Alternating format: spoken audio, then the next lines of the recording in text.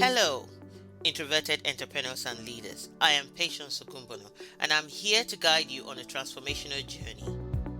If you have ever felt the fear of stepping into your leadership potential, battling self-doubt, or struggling with overthinking, and the fear of being in the limelight, you're definitely in the right place. Together, we'll explore your unique strengths, help you create a presence in the marketplace, and build profitable, impactful businesses. We'll navigate the pathway to leadership, wealth, freedom, and confidence. Join me as we embrace the power of introversion, develop unwavering confidence, and transform your quiet strength into powerful impact. It's time for introverted women to rise, and it starts right here. Let's dive in.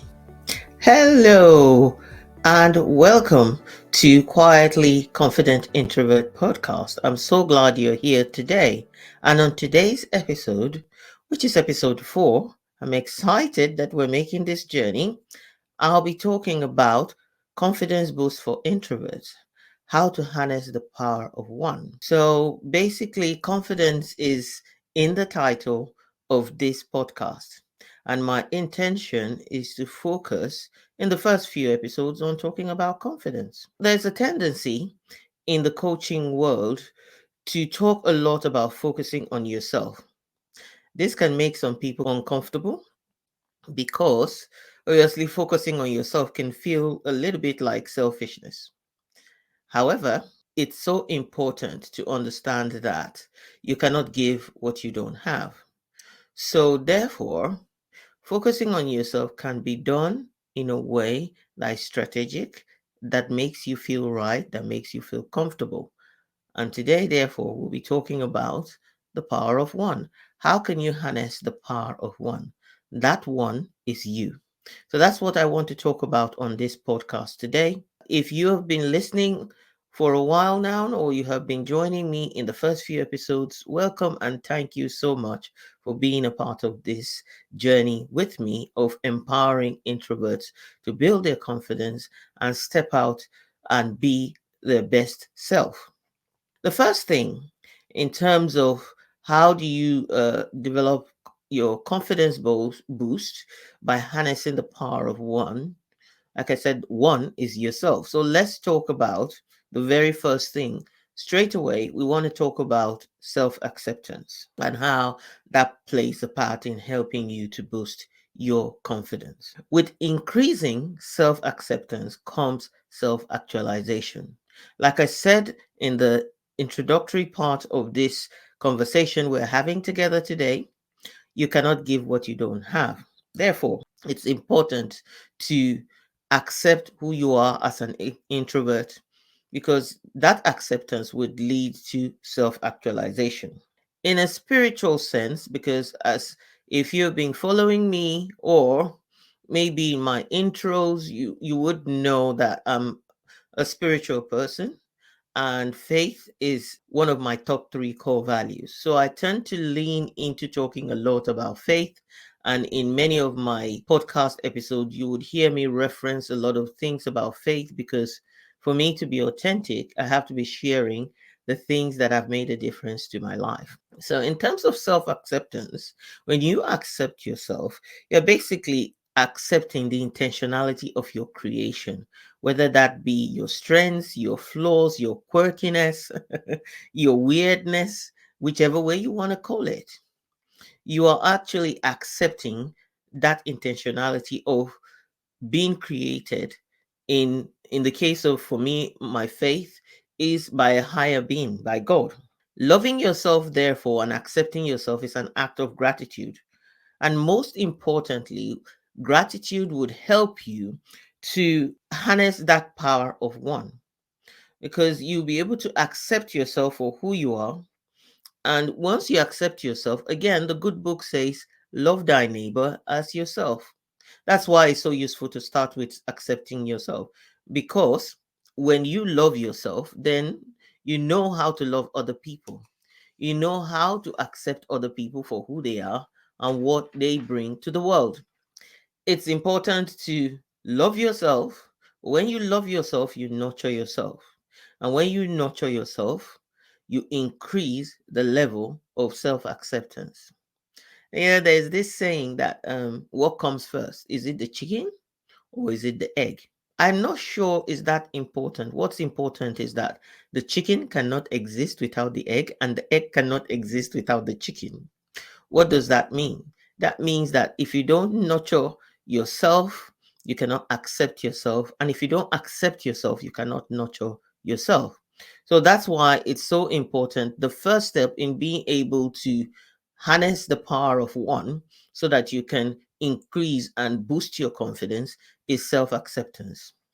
The second thing that is important when it comes to boosting your confidence through playing or harnessing the power of one is playing to an audience of one as well. That means that when you're creating, you consider that creativity as creating first and foremost to fill yourself up, to make yourself feel good about what you're doing, to love what you do and do what you love. Because one of my mentors says this, he says, if you do what you love, you will never work a day in your life. And isn't that true? And the other thing to remember when it comes to strength, which we talked about in episode 3, when you're operating from a place of strength, the law of least effort applies. Well, many times, a lot of us hate what we're doing because the creativity is around whether other people will accept what it is that we're doing or will enjoy the things that we're doing. So last year, I kept thinking about how I structured my business, and I've been thinking about it even this year and as we go into 2024. And the question I keep asking myself is, am I enjoying what I'm doing? And if I'm not, why am I not enjoying it? One of the key ways I was able to tune into the answers was by tapping into my strength of introspection. As you well know, that is an introvert superpower. It has its good parts and it has its bad parts. So the good part is that you can look inwards for the answers. You can look inwards for that intrinsic motivation that helps you to decide what's most important. But by looking inwards too much as well, you can tend to focus on what's wrong, what's not right about you. So, but today, in terms of what we're going to be talking about, I want to help you focus on the positives about introspection. So, I spent a lot of time looking inwards. By looking inwards, I was able to travel backwards in time to ask myself, why did I start my business journey in the first place? Why did I start the entrepreneurial journey? Why did I leave a corporate space where there is perhaps what you might call stability of income to pursue something that I have to make happen for myself? The answer was in my why, and I was able to find the why and the deep why, not even from when I left the corporate, but many, many years ago when I first arrived in the UK and decided what I really wanted to do was be an entrepreneur. Of course, I did not find any mentors at the time. I struggled, and it took me at least 15 years before I found that courage to make the decision. My aim is that you don't take that long in finding your creativity. What was the reason why I wanted to be an entrepreneur? I really wanted to make a difference to people's lives. It was a question of legacy and creating wealth. And it was also about creating wealth for others through giving them gainful employment. I wanted to be an employer, not just an employee. And so going back and tuning into that, also thinking about what elements of what I do I really enjoy? Because, like I said, playing to an audience of one first and foremost, enjoying what you do, because the habit of creativity increases the likelihood of success. Liking, enjoying, and feeling proud of what you are creating, this creates whatever you define as success. And sometimes in the beginning, it might not look like what you're creating or what you're doing would matter a lot to other people or the way that you're doing it. So, again, in this journey of understanding what I'm doing, why I'm doing it, and how to best really build my confidence doing things, as well as harnessing that power of one when it comes to creativity, I stumbled on what is called a shortcast. You might have not heard of a short. A shortcast is very short, very to the point, and lasts probably maximum of 15 minutes. And in this shortcast, the person interviewing was talking to the author of An Abundance of One, and his name was Shirin Vina Rao. Basically, he wrote An Audience of One, Reclaiming Creativity for Its Own Sake. And he says there that a satisfying life is a matter of staying true to your voice and not seeking external validation, enjoying doing something for yourself. And so when he said that, I thought to myself, yeah, if I'm not enjoying what I'm doing, of course, don't get me wrong, entrepreneurship is full of a lot of doing things that you wouldn't necessarily enjoy, but you have to do them because you are the person responsible for getting those results. However, made me look at it differently and made me remember when I read Atomic Habits by James Clear. He said that he started writing because he enjoyed writing. And since he enjoyed writing and it gave him joy, he was writing every day. And as a result of writing every day, he got good at it. He got better at it. He got more confident, especially as he started sharing that writing with the world and finding that people were resonating with the things he was saying. The methodology he was using to develop habits came from life experiences and the challenges he had. But he enjoyed talking about his successes and things that he was experiencing as a result of those habits and behaviors he was building. People were resonating. And so he kept writing for pure enjoyment of sharing with people. And from there, he was able to build the confidence to write a book. And as they say, the rest is history. Is one of those books that people refer to everywhere when it comes to developing habits. So it's so important to ask yourself, are you playing to the audience of one? Are you making sure that you are tapping into what you enjoy when it comes to creativity? So that's the second point. The third point is talking about confidence itself.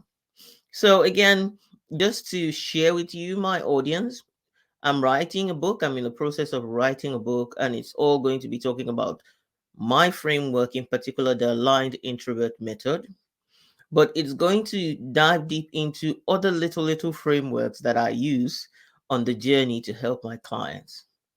And one of them is talking about confidence. And for me, confidence, I was able to split it into two words, and that is confiding in yourself. So for me, confidence, the basic definition for confidence is confiding in yourself, your brilliance, your greatness, and your capability to achieve the success that you have defined and that you desire. So that for me is the definition of confidence. Well, by splitting it into confidence, confiding, by splitting confidence into confide in yourself, I was able to think about how would that look like? How does confiding in yourself look like? So I came up with three different ways that you can look at it. So we're going to talk about those three different ways right now. And it's basically around three E's and some S's as well there. So the first one is really confide in yourself the evidence of your brilliance and your capability. By so doing, you build confidence. So, how do you confide in yourself? By building evidence. You want to be able to, evidence is something you see, evidence is something you use to convince somebody of something that exists or something that works. So, self acceptance, for example, is you providing that evidence to yourself that you are great, you are lovable. I believe that love is a verb, love is action. And so providing evidence for yourself requires you to stretch out of your comfort zone, stretch your comfort zone even bigger. So you don't have to get out. Your comfort zone might be your introversion, but you can stretch that and make sure that you are even have more capabilities even within maintaining who you are as an introvert. When you stretch your comfort zone, what you're doing is you're showing yourself that you're capable of doing things. You're going after things, and this would require you to have discipline. It will require you to build routines. It will require you to have rituals. And it will also require you to offer yourself grace in times where you feel like you have failed, you're falling short. The more actions you take, perfect or imperfect, and the more bravery you show, overcoming fear or doing things afraid, the more you are giving yourself evidence to get rid of self doubt and to boost your self confidence. So, the first step of confiding in yourself is to confide in yourself by giving yourself the evidence that you can do what you say you can do. You're confident about it. And if that requires you to really develop your talents more and more, there was this pianist, her name's Vanessa, and she said her mom made her play every day, even though she knew that she was talented in playing the violin. Sorry, not the piano, but the violin. She played the violin. Vanessa May, I think her name is. A couple of years ago, she was all over the place on telly, playing a lot of her violin, and she did that because she got good and great at it because she practiced and practiced. Her mom encouraged her to practice and practice. At the time, she felt that her mom was mean. Her mom was treating her, being too hard on her. But now she's thankful because she was able to prove to herself her brilliance. So the first thing in confiding in yourself is giving yourself that evidence. The second one in confiding in yourself is actually to say it, bring it into existence, to saying it. When you say how great you are, when you say to yourself, they say be careful what you say because you are listening. And many times, like I said in the beginning, introspection can lead to negativity sometimes because when you look inwards, you might be looking at the past, places you have failed, things you have done to disappoint yourself, to disappoint other people, and focus a lot on that and allow that to become a tape that is going on and on. How do you then say those negative things? If you are saying those negative things about yourself, you are reinforcing those things that will erode your confidence and increase your self doubt. So, how do you create a confidence boost? By changing it through affirmations, operating from a place of looking at who you want to be, not who you are, not who you were, who you want to be, your future self, that empowered future self that can do everything they desire to do in the way they desire to do it and get the results they want. If you're operating from that space, you know who that person is and you talk yourself backwards from that person into who you want to become. That is how you build that confidence. So, how do you do that? Basically, through affirmations. Through affirmations. I am. I will, I can. And I've mentioned that probably in episode 3 as well when I talked about strengths. You want to say that. And from a faith perspective, again, drawing from my faith background, it says faith comes by hearing and hearing by the word of God. So, what I do when it comes to affirming is I find things in the Bible, I find things in scripture that say positive things about me. I can do all things through Christ that strengthens me. I am the head and not the tail. I walk by faith and not by sight. I have strength and energy to mount up with wings like eagles, to run and not be weary, to walk and not faint. You know, I have positive thoughts. I am capable of all things because God has made me capable. No, those kind of affirmations, I'm saying it, and guess who's listening? I'm listening. Guess who's taking all that in? Me. So you want to speak things into existence. Faith collect those things that are not as though they were. That's again what the scriptures say. So, speaking them into existence, speaking them into reality. And so, when you do that, they say we see things the way we are, not the way it is.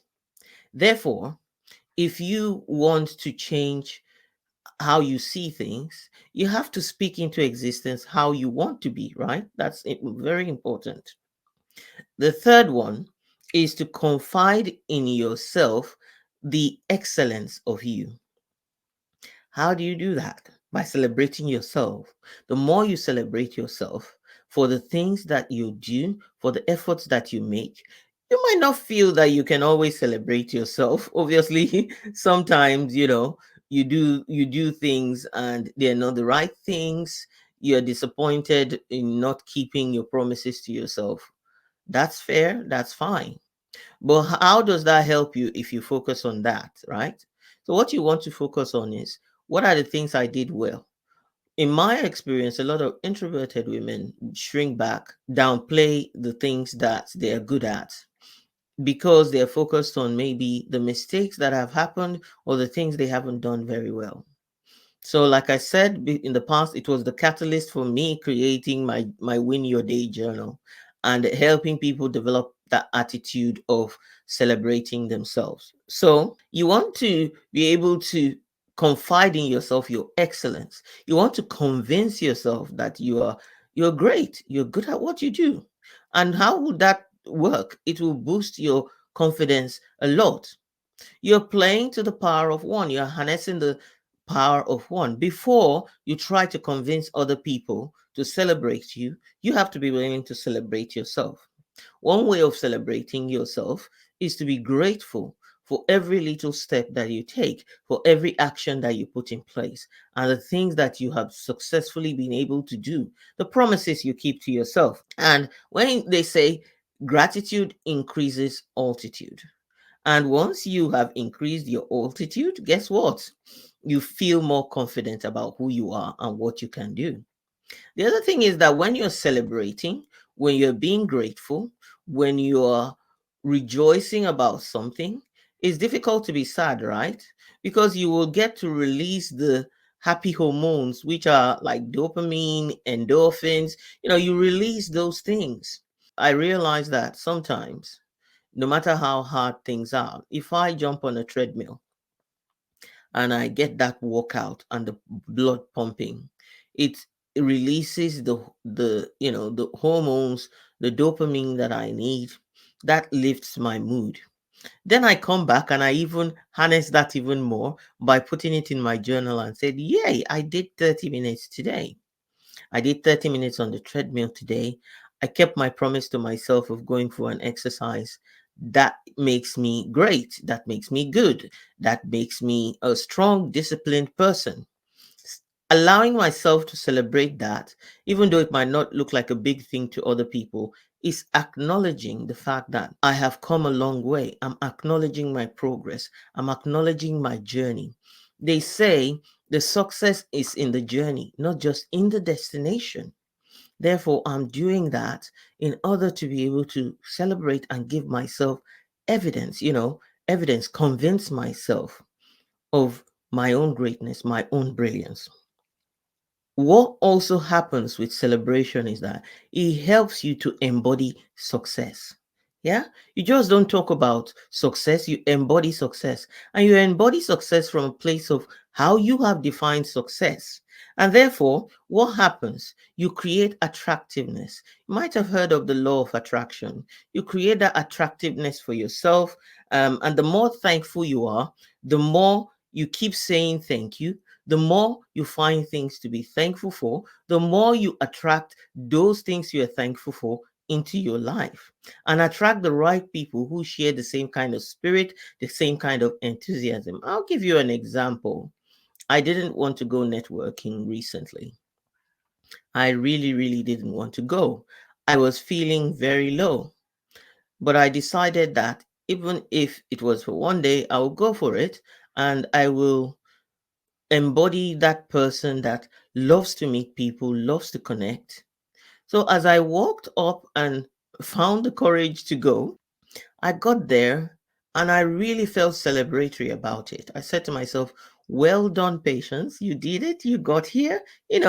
I said it to myself, and then I said, why not go get yourself a nice, good lunch?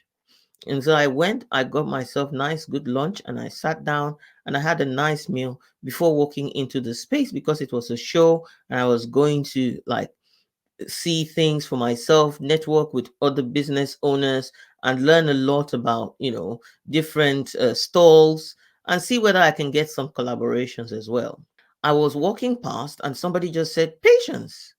And I looked back and I thought, I don't recognize this person. And she said, you look exactly like you look on social media. And then I thought, oh, okay. Then she said, oh, and then she told me her name. And I said, oh, you look different, but I'm glad I look like that. But when she was leaving, I said, thank you for stopping me and saying hi. You have validated me for coming out today, being able to be recognized by somebody that I wouldn't have recognized. That's celebrating me. And this person, I really admire who they are. So I was attracted, they were attracted to me, and there was a certain magnetism that allowed them to, celebrate me. And they came back and realized that although they were following me and things, they hadn't accepted my invitation to connect on LinkedIn, and they did immediately. That's the first thing. The next thing, I went indoors.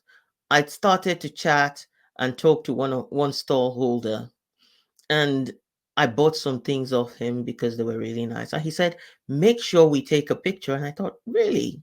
Usually, you're the celebrity, you're the big person, you're the big name. You should be the one that I should be asking, let me take a picture with you. But it was so intriguing that he said, don't leave until we've taken a picture. And basically, we were able to take a nice picture. And I felt really happy, warm. At the end of that day, I felt good about myself. What am I trying to say? I'm just trying to say that I was able to turn around a bad day by actually acknowledging for myself that I can step out even when I'm having a bad day. So I confided in myself, I gave myself evidence. Then I spoke to myself, I spoke out loud, talking about the things that are good about me. And then I celebrated myself. I came back and I acknowledged it, and pretty much would do a post to talk about this. That's the three ways that you can really, first and foremost, self acceptance is key. Secondly, creativity, habit of creativity, of doing things that you love and want to do. Before we go, I hope that you found it beneficial. I hope that you learned something new, especially with the three ways that you can confide in yourself, where you can change confidence to confiding in yourself. The first one being that you confide in yourself by giving yourself evidence. The second one being that you confide in yourself by actually speaking into existence who you want to be, not just who you are right now. And the third is by confiding in yourself the excellence through celebration. Gratitude raises your altitude, and that increases your confidence as well. I would love to leave you with a very lovely quote that I love by Mariam Williamson. And it says, our deepest fear is not that we are inadequate. Our deepest fear is that we are powerful beyond measure. It is our light, not our darkness, that most frightens us. We ask ourselves, who am I to be brilliant, gorgeous, talented, and fabulous? Actually, who are you not to be? You are a child of God. Your playing small does not serve the world. There is nothing enlightened about shrinking so that other people won't feel insecure around you. We are all meant to shine as children do. We were born to make manifest the glory of God that is within us. It's not just in some of us, it's in everyone. And as we let our own light shine, we unconsciously give other people permission to do the same. As we are liberated from our own fear, our presence automatically liberates others around us. So, if you want to give yourself a confidence boost, remember that you have to harness the power of one.